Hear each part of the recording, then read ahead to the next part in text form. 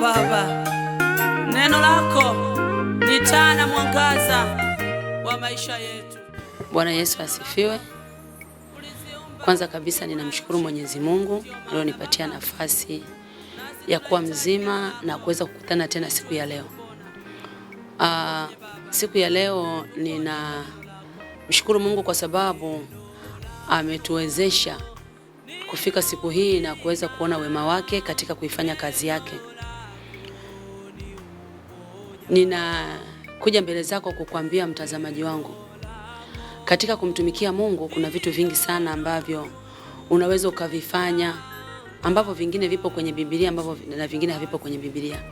Kwa mfano, tumepewa kuhubiria injili kwa mataifa yote, kuombea watu, kupoza magonjwa, kuwatetea waliochoka, waliokata tamaa, lakini pia kuwasaidia wale wenye uhitaji maalum au mahitaji mbalimbali. Sasa sisi Mungu ameweza kutubariki tukaweza kufanya kazi hii ya kuwafikia watu ambao wana mahitaji mbalimbali, ambao hatuwezi kuwafikia kwa maombi, lakini tuna uwezo wa kuwafikia kwa njia mbalimbali. Tumeweza kufanya kazi hii ya matendo ya huruma, kujitoa kuchangia damu kila mwaka. Na tuliona kwamba ni sadaka ambayo itampendeza Mwenyezi Mungu, kwa sababu hata sisi tulikombolewa kwa damu. Yesu alipokubali kuimwaga damu yake, nasi tukapata kukombolewa na kuokolewa. Hivyo basi Mungu aliponipa ufunuo huo mwaka 2016 mwezi wa 6, tukaanza kuchangia damu katika hospitali zetu mbalimbali za hapa Dar es Salaam. Mara ya kwanza kabisa tumeanza kuchangia damu katika kitengo cha damu salama katika hospitali yetu ya Rufaa ya Muhimbili. Tukiwa tunachangia tangu mwaka 2016, 17, 18, 19 na 20. Kwa tunachangia kwenye hospitali ya Rufaa ya Muhimbili. Lakini kuanzia mwaka 2021 tukaanza kuchangia damu kwenye kitengo cha damu salama katika hospitali zetu za Temeke pamoja na Malawi. Tumekuwa tukifanya hivyo tangu 2021 hapo 22, 23, 24 na 25 katika hospitali ya Temeke na hospitali ya Malawi. Na leo hii pia mwaka huu tukiwa tunatimiza miaka 10 ya uchangiaji damu, tutachangia katika hospitali yetu ya Rufaa ya Temeke. Ziko faida nyingi za kuchangia damu kuweza kuwasaidia watu. Wako watu mbalimbali ambao wanakufa kwa sababu ya kukosa damu. Wengine wamepata ajali, wengine wanajifungua, wengine na magonjwa mbalimbali yanayosababisha damu kuisha katika miili yao. Kwa hiyo tukaona sadaka pekee ambayo inaweza kuwafikia watu wengi, hata tunaowafahamu na tusiowafahamu, ni kuchangia damu. Wito wangu ni kukuomba wewe Mtanzania, uwe mwana ufunuo, uwe uliokoka ambao hujaokoka, ni kuombe na nikusii kuona umuhimu wa kuchangia damu. Hatuchangii kwa kushurutishwa, tuchangii kwa kushauriwa na mtu yoyote, ila tunachangia kwa sababu ni upendo. Unapochangia damu yako, manake ndani ya damu kuna uhai.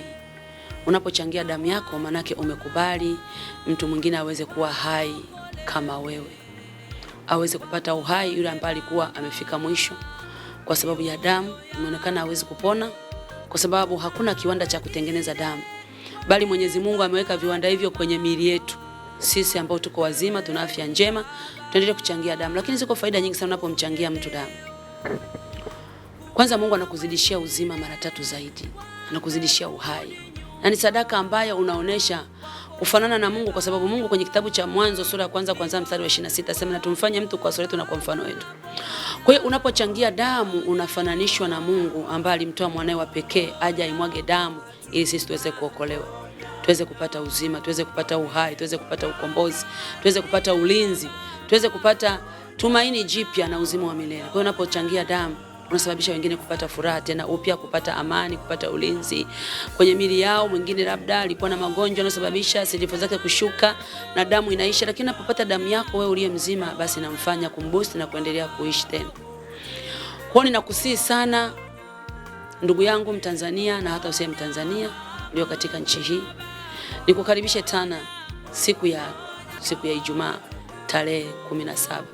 Tarehe 17 ndio tarehe ambayo safina ya Nuhu ilitua katika mlima Ararat na pakavu pakaonekana, milima ya Ararat ikaonekana na pakavu pakaonekana. Kwa tutakapokwenda kuchangia damu siku ya kesho ya tarehe 17, kuna kitu Mwenyezi Mungu anakwenda kufanya. Kuna vitu vilikuwa vionekani vitakwenda kuonekana, pakavu pataonekana, tambarare pataonekana. Kuna jambo lako lilikuwa nalifukuzia lilikuwa halionekani, lakini safina baada ya kutua pakaonekana mlima Ararat na pakajulikana. Ile eneo lilikuwa halijulikani kwa sababu ya maji. Lakini siku ilipofika tarehe 17 mwezi wa 7, safina ilipotua, basi pakajulikana pale ni Ararat. Kuna sehemu ambako unakwenda kutua ambako ulikuwa upajui panaitwaje wala hujawahi kutegemea kufika, lakini Mungu atakufikisha kwa sababu umeonesha kuwa kama yule Msamaria aliyejitoa kumsaidia mtu aliyemkuta njiani amepigwa na wahuni, hamna mtu wa kumsaidia. Lakini yeye akamsaidia na akamtibu na akampeleka nyumba ya wageni na akaweza kulipia kila kitu. Kwa unapochangia damu, hauchangii kwamba ulipwe, au changi ulipwe na wanadamu au mtu akwambia asante, bali Mwenyezi Mungu aliyekupa hiyo damu ukaweza kusaidia wengine ndiye atakaye kulipa tena mara 100 zaidi. Kwa ni kualike katika siku ya kesho ya Ijumaa tarehe 17 mwezi wa 7. Karibu hapa katika kanisa la Ufunuo Buza Kipera Mnara wa Voda. Tuungane nami Askofu Yaspi Paul, tuweze kufanya kazi ya Mungu, tuweze kuwafanya watu kuwa hai tena. Sio wote wanaokufa kwamba eti siku zao zimefika, kuna wengine wanakosa msaada. Hebu mimi na wewe tujitolee kuwa msaada kwa ajili yao, ili Mungu aweze kuwaponya, Mungu aweze kuwasaidia. Tunajua kwamba ndio madaktari wanatibu, anayeponya ni Mungu, lakini wakati mwingine Mwenyezi Mungu anahitaji watu ili aweze kufanya vitu kwa watu. Kwa hiyo nikukaribishe sana sana sana. Lakini wakati tunatimiza miaka 10 ya uchangiaji damu, kwetu ni furaha sana kwamba Mwenyezi Mungu ameweza kutupatia uzima na uhai na kibali, maana hata kuchangia ni kibali.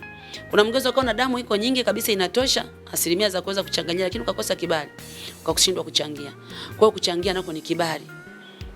Hatuchangii kwamba tupewe kitu fulani au tujulikane, hapana, tunachangia ili kuokoa maisha ya wengine, ili Mwenyezi Mungu na sisi aweze kutubariki. Na ndio ahadi ya Mungu kwamba ukionyesha upendo, na Mungu ni upendo, na kila mpendaye Mungu kwanza upenda watu wengine. Kwa hiyo nikukaribishe sana, tuchangie. Tunapotimiza miaka 10 ya uchangiaji damu, tutakuwa na chai asubuhi. Utakapofika utakutana na chai, utakunywa chai ya kutosha kabisa.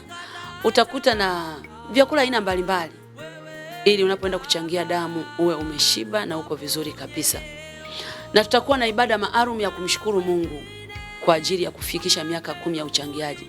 Si kwamba tumefika miaka 10 ya uchangiaji tutaishia hapo miaka 10, hapana. Tutaendelea siku zote za uhai wetu, siku zote za pumzi aliyotupa Mwenyezi Mungu. Tutaendelea kuwachangia watu wengine damu. Mimi nimeona faida nyingi sana katika kuchangia damu. Unapowapa watu sadaka, naangalia watumishi wengi kwenye Biblia ambao walikuwa wakitoa sadaka na kuwapa watu sadaka. Sadaka sio mpaka utoe kanisani tu. Kuna sadaka ambayo unaweza ukatoa na ikashinda sadaka unayotoa kanisani. Sadaka ya damu ni zaidi ya sadaka unayotoa kwa mchungaji wako au kwenye madhabahu yako. Sadaka ya damu ni sadaka kubwa kuliko zote. Sadaka ya damu ni sadaka ambayo inagusa moyo wa Mungu. Kwa hiyo nikukaribishe sana kwa kuchangia damu yako. Iko neema utapata, iko uzima utapata, iko baraka zitapata. Na si kwako tu unayechangia, bali hata kwa kizazi chako. Na ukumbuka kwamba unapochangia damu au unapomsaidia mtu, sio kwa ajili ya faida yule unayomchangia, pia ni kwa faida yako wewe mwenyewe, maana ziko baraka ambazo Mwenyezi Mungu atakujalia. Karibu sana na Mungu